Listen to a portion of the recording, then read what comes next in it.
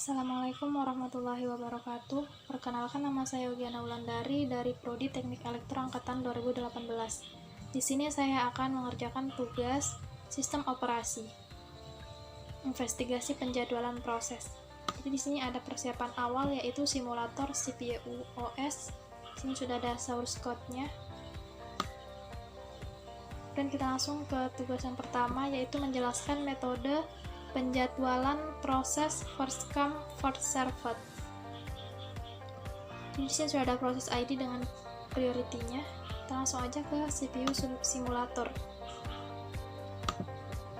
Di sini kita langsung aja copy paste.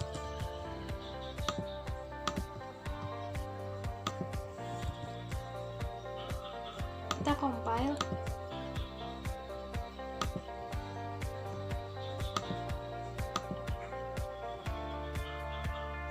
Di sini first come first serve. P1 nya yaitu 2. Fase-nya di sini adalah 60.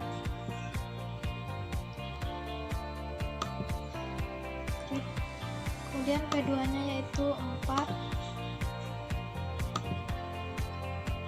Dan P3 nya yaitu 3. Kita jalankan.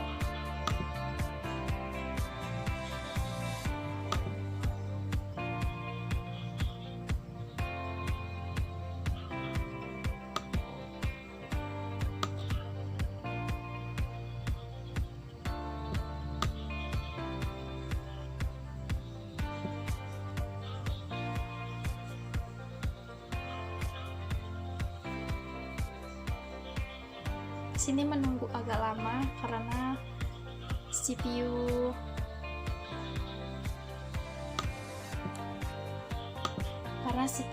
kecepatan CPU-nya itu hanya 60.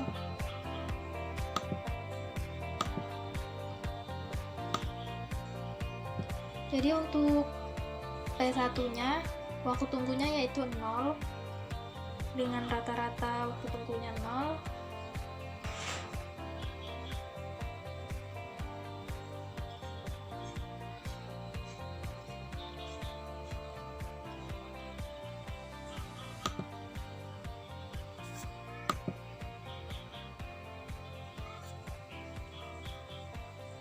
Dan kemudian P2-nya itu waktu tunggunya yaitu 104 dengan rata-rata waktu tunggu yaitu 52.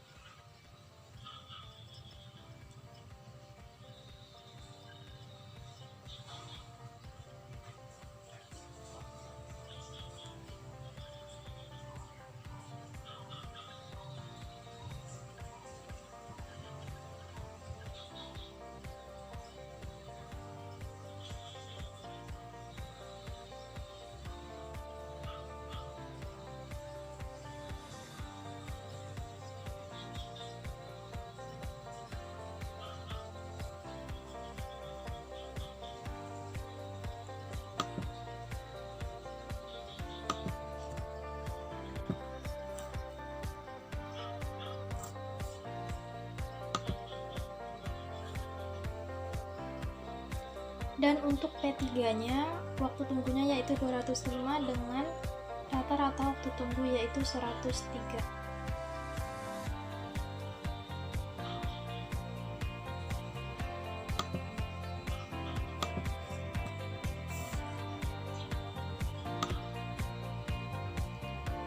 Setelah selesai, kita lanjut. Selanjutnya buat proses keempat P4 dengan prioritas 1. Dan untuk CPU speednya yaitu fast.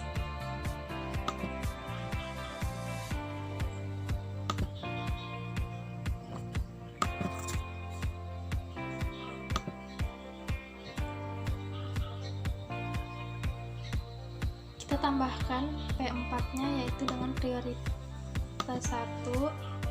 kita sudah kasih fast, oke, dan kita mulai.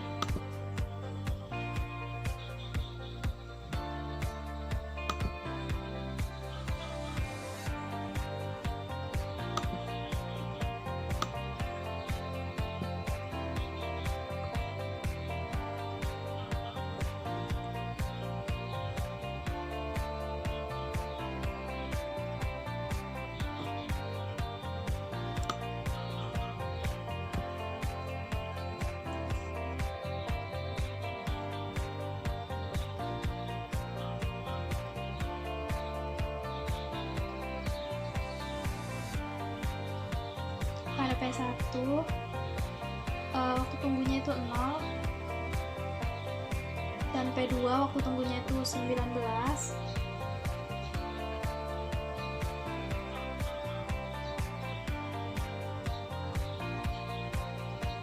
dan untuk P3 nya itu 39,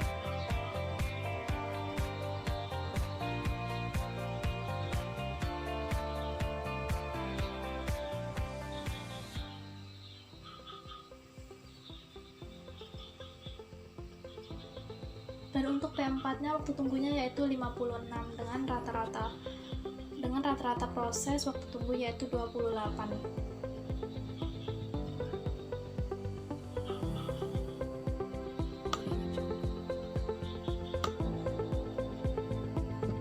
Berikan komentar singkat mengenai cara kerja penjadwalan FCFS berdasarkan yang percobaan yang sudah dijalankan. FCFS yaitu algoritma penjadwalan CPU, di mana proses yang tiba lebih dulu akan dilayani terlebih dahulu. Kita lanjut untuk ke tugas nomor 2.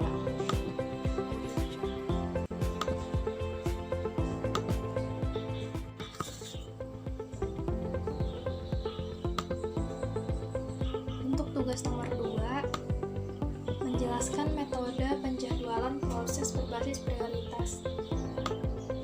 Jadi ini sama seperti yang tugas 1, hanya saja schedule-nya yang berbeda, yaitu di sini opsi priority dan opsi non preemptive.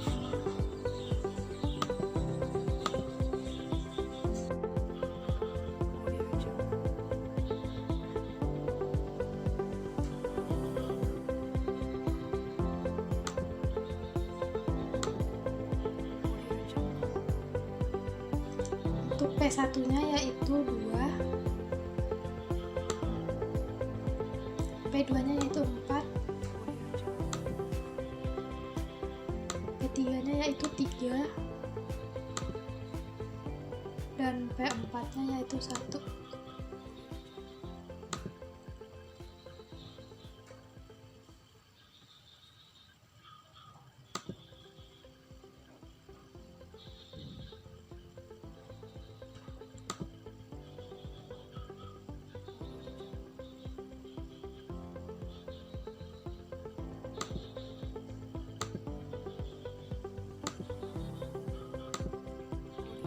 Jadi di sini kita bisa lihat proses keempat itu didahulukan. Mengapa? Karena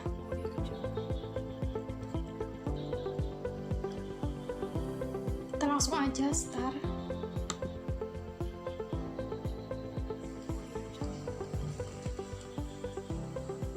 Kita bisa lihat di sini yang paling pertama diproses yaitu P4.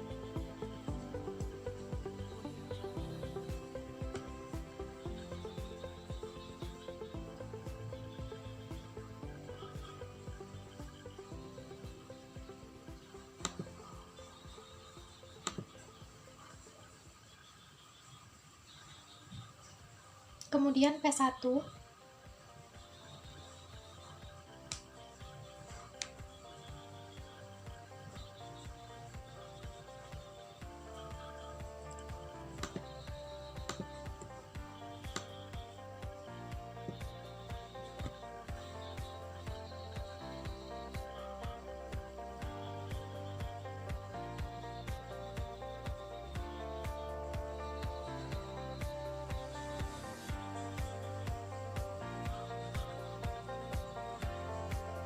Dan proses selanjutnya itu P3.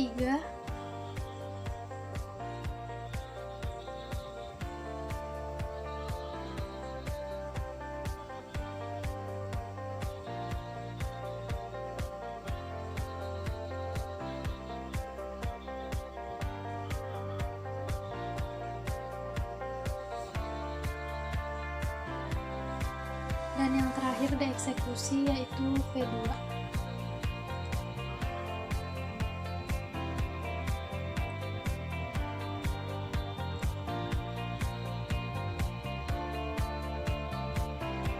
Berdasarkan percobaan yang telah dilakukan,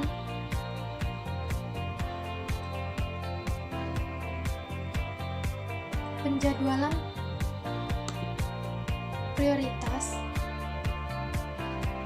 ini adalah algoritma yang mendahulukan proses yang memiliki prioritas tertinggi.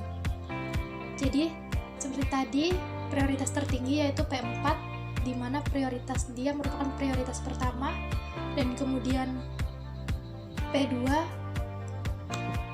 di mana prioritasnya yaitu dia yang kedua, maksud saya P1 di mana prioritasnya itu P2, kemudian yang ketiga dijalankan yaitu P3 karena dia prioritas ketiga, dan P2 yang terakhir karena prioritasnya yang keempat.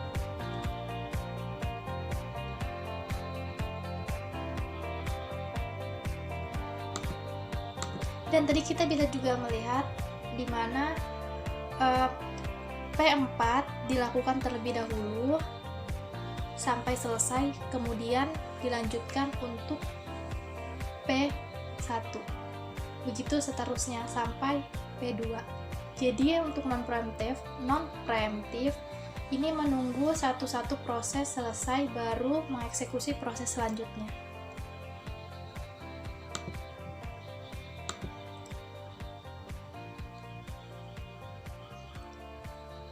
Kita lanjut ke tugas yang ketiga, yaitu menjelaskan perbedaan antara mekanisme penjadwalan prioritas non-preemptif dan preemptif. Jadi di sini bedanya cuma di sini opsinya preemptif.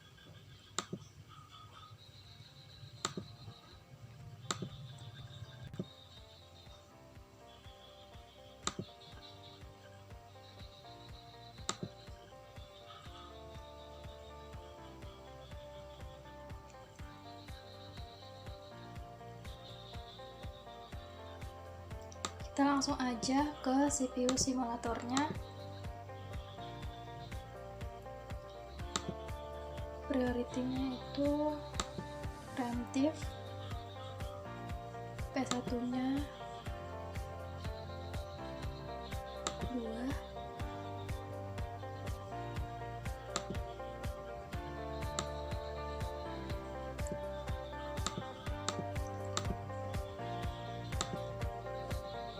P2-nya yaitu 4, P3-nya yaitu 3, dan P4-nya yaitu 1. Kita bisa lihat ini sama seperti tadi, karena dia penjadwalan prioritas, otomatis proses 4 itu prioritas pertama, jadi dia duluan di eksekusi. Kita start.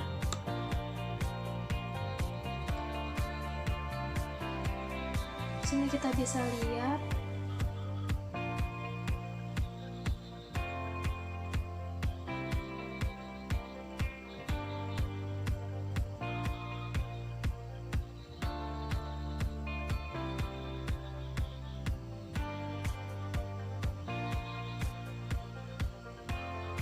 P4 dijalankan paling pertama, P4 dijalankan paling pertama,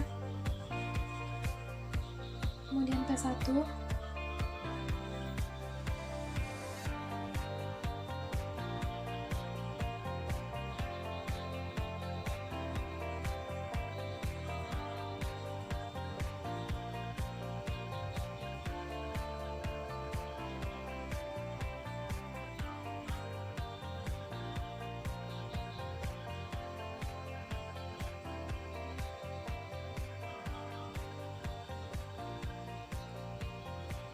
kemudian P3, dan terakhir P2.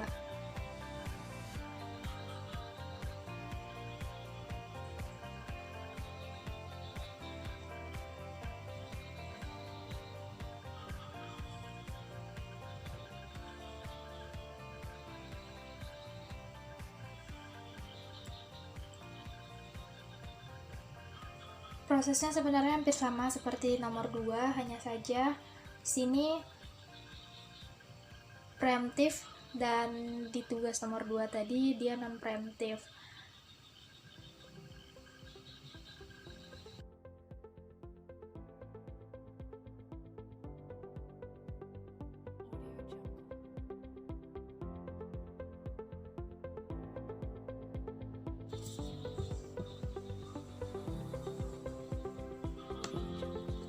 Berdasarkan percobaan, yaitu penjadwalan prioritas preemptif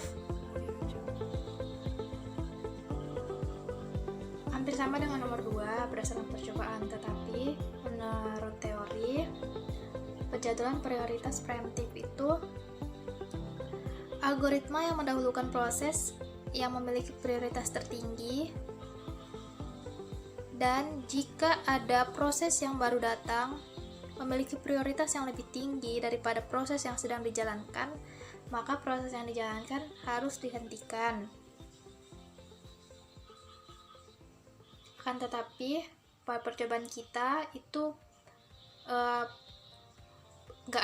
tidak ada proses yang datang itu nggak ada yang lebih tinggi prioritasnya.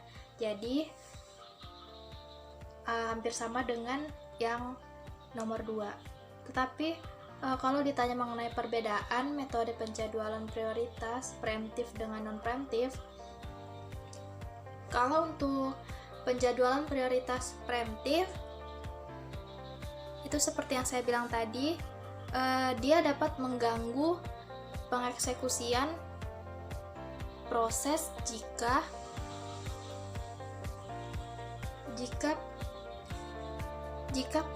ada proses yang datang yang memiliki prioritas yang lebih tinggi dari proses yang sedang berjalan. Jadi dia mengganggu eksekusinya proses ini kan. Terus kalau misalnya untuk yang non preemptif, dia tidak mengganggu selama proses pengeksekusian, karena non preemptif itu dia menunggu sampai salah satu proses itu selesai, dan jikalau ada yang datang itu dimasukkan ke dalam antrian seperti itu. Kita lanjut untuk tugas nomor 4. Kemudian kita lanjut ke nomor 4, mendemonstrasikan penggunaan metode penjadwalan proses round robin dalam berbagai CPU antara proses yang berbeda.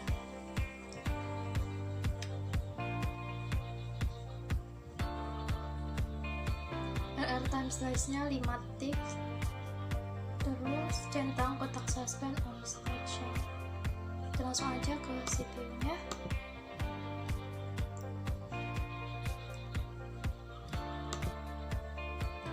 Priority pas, dan untuk P1 nya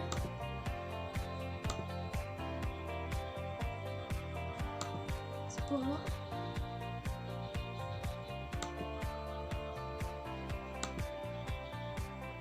P2 nya 7,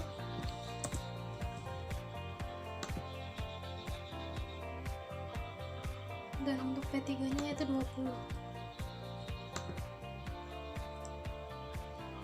Kita mulai.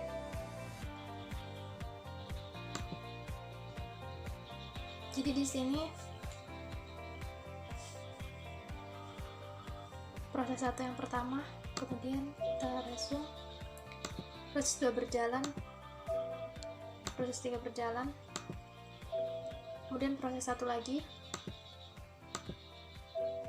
proses 2 lagi, dan proses 3.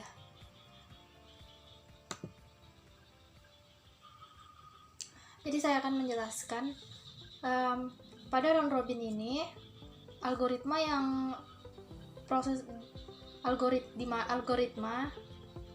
dengan proses yang memiliki time quantum. Nah, jika time quantumnya habis, maka CPU akan dialokasikan ke proses berikutnya. Nah, tadi ada P1, P2, dan P3. Jadi dia ada dalam satu proses itu ada 2 kali eksekusi. Karena apa? Karena tadi time quantum, dia memiliki time quantum. Seperti itu. Mungkin itu saja yang dapat saya jelaskan. Kurang dan lebihnya mohon dimaafkan. Wassalamualaikum warahmatullahi wabarakatuh.